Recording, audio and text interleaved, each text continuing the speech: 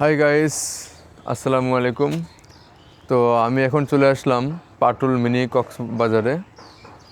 তো এখানে যখন সিজন এখানে হয় আমরা বলি যে পাটুল মিনি কক্সবাজার। আসলে কক্সবাজার বলতে বোঝায় এখানে সব সময় পানি থাকবে, তাই না?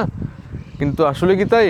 আসলে কিন্তু তা না। তার সম্পূর্ণ উল্টো পিঠটা আপনারা দেখলে বুঝতে পারবেন যে এখানে বর্তমানে বুট চাষ হচ্ছে, ওই সাইডে হচ্ছে আপনার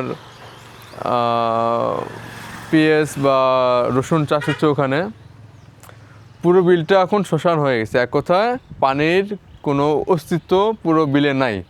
এইটাকে বলা হয় হালতি বিল। তো আপনারা দেখতে পাচ্ছেন,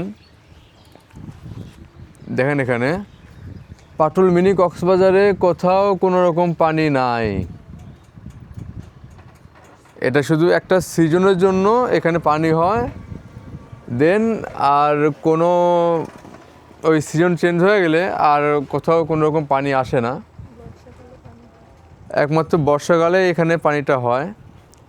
তো আপনারা যারা আসবেন অবশ্যই বর্ষাকালে এখানে আসবেন, তাহলে এখানে হয়তো অনেক সময় এখানে টাইম স্পেন্ড করতে পারবেন গাইস। লাইক দেখতে পাচ্ছেন পুরোটা সাইডে কিন্তু একই অবস্থা। আমার পুরোটা সাইডে কিন্তু একই অবস্থা। এখানে আমার বাইক আমি স্ট্যান্ড করে রাখছি। এখানে সূর্যর কিন্তু অনেক তাপ, সূর্যর অনেক তাপ। কিন্তু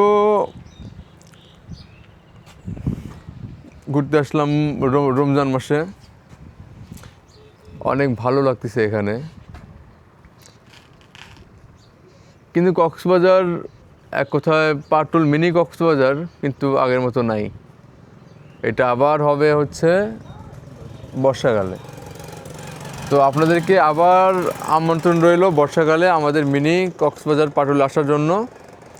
তো সেই সময় পর্যন্ত আপনারা অপেক্ষা করুন। আর আমাদের এই চলন বিলে আসলে বা হালতি বিলে আসলে আপনারা অবশ্যই আমাকে জানাবেন। আমার পেজে বা আমার ইউটিউব চ্যানেলে আপনারা অবশ্যই জানাবেন আমাকে। আপনাদের দাওয়াত থাকলো। আর অবশ্যই আপনারা ভালো থাকবেন। আর এই রমজান মাস আর বেশি দিন নাই, হয়তো শেষের দিক এখন। তো আল্লাহর কাছে দোয়া করবেন সবার জন্য, সম্পূর্ণ পাপ যেন চলে যায়। আল্লাহর কাছে বেশি বেশি দোয়া করবেন।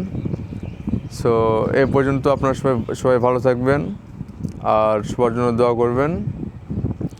আল্লাহ হাফিজ গাইস।